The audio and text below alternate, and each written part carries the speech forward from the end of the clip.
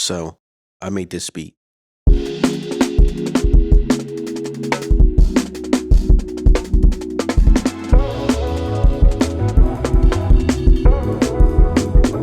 What started as some simple chords turned into this, but getting the drums to feel human was the real challenge. Let me show you. We're going for a JD Beck, Jojo Mayer, or Lewis Cole sort of vibe. First, set tempo to 164. And pick your favorite dry drums. For me, it's Addictive Drums. So, let's get started.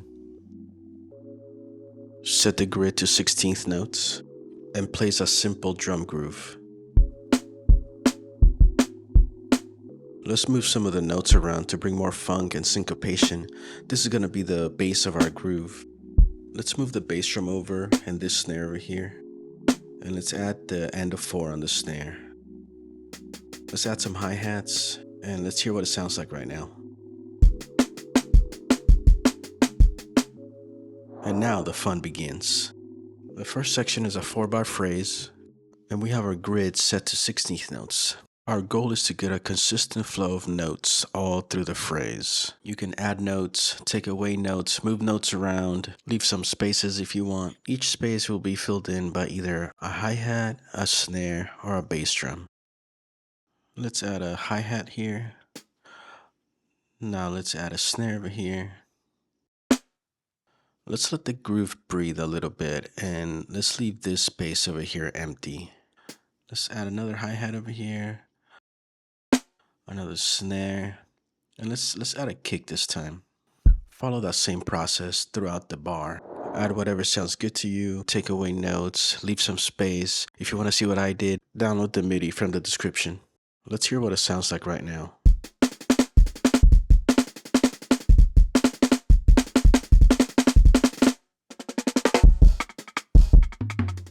Sample variations. What does that mean?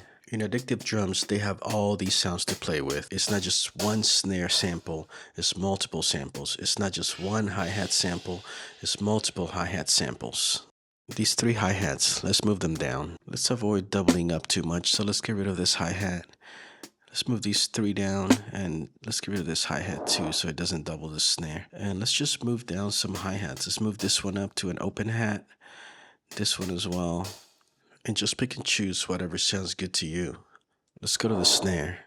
With the snare, we have a lot of different options as well. We have that. Subtle changes on the sound make a huge difference when you're going for realism. Even if it's on the same note, it sounds different every time.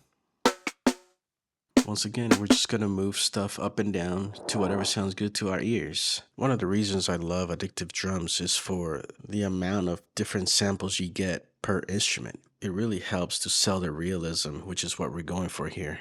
Let's move on to the bass drum. Not much to do here since there's only one sound that we can get out of the bass drum until we get to velocity. And here we are, dynamics. Let's dive in. Let's start with the hi-hat. There's a couple rules I follow. In groupings of 3, like these 3 notes right here, I think of them in a descending order. So the first note is the loudest, then the middle note, and then the last note is the softest. That's how a real drummer would play them.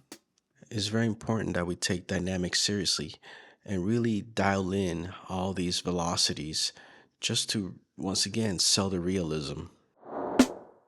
Snare velocity. With velocity, we're going to start introducing ghost notes. Those are the really quiet notes on the snare. Let's bring these 2 notes down, way down. I have one rule for snare. When there's 2 notes in a row, make the first note the quietest note, and then the second note the loudest. Let's bring this rim shot down. It sticks out a little too much. Doing it this way takes a while, and I know there's ways to do it with Ableton devices to randomize any parameter. But for me, I like doing it this way because I like to be in control, number 1, and number 2, in my opinion, they never sound realistic enough. Let's move on. The same rules apply for the bass drum. When we have 2 notes in a row, like these, Bring the velocity of the first note way down and keep the velocity of the second note high. Before moving on, let's hear a before and after.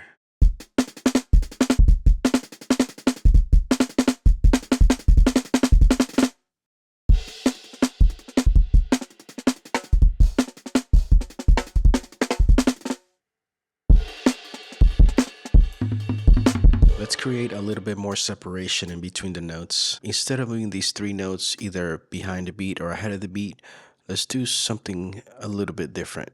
Let's zoom in a little bit.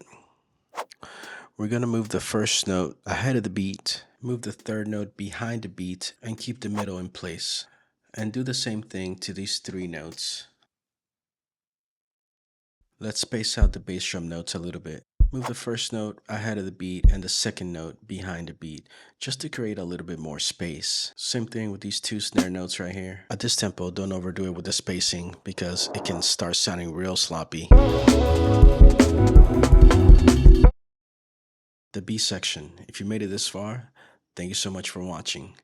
I hope you're following along with the MIDI that's available to download for free. It might help you understand the concepts a little bit better. So moving on to the B section.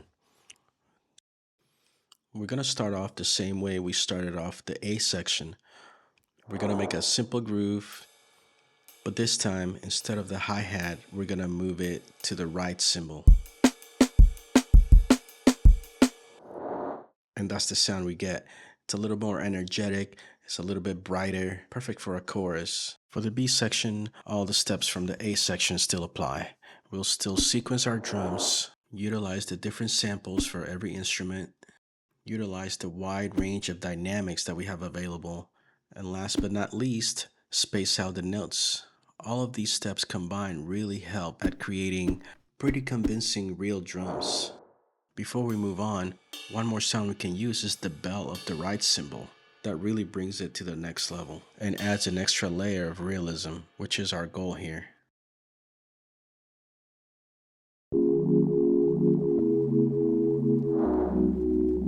Let's get into the keys. I got the chords from Scalar 2. I'm not a piano player at all, so this tool is very helpful. For the sound, I just used the default sound for Keyscape. I think it's just such a clean sine wave. And then I added some RC20 to it, and that's it for the keys.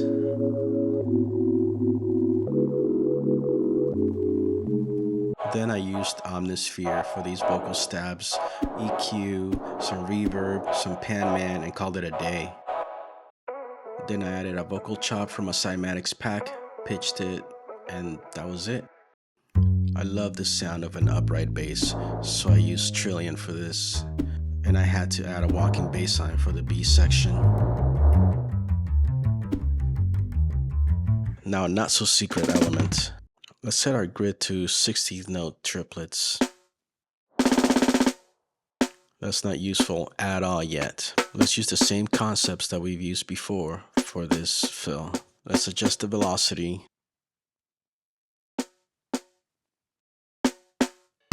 Let's move these drums to toms. There we go. Move these down. Move these two down. Move the last one down. Now let's adjust velocity.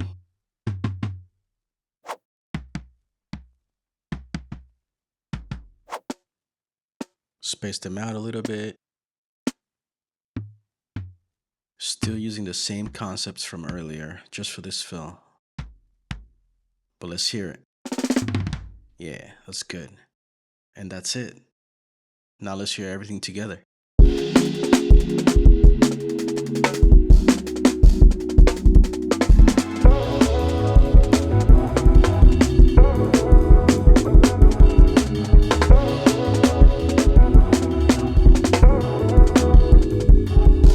And that's it. If this helped you in any way, drop a like, and if you want more videos like this, subscribe. I appreciate you watching. See you on the next one.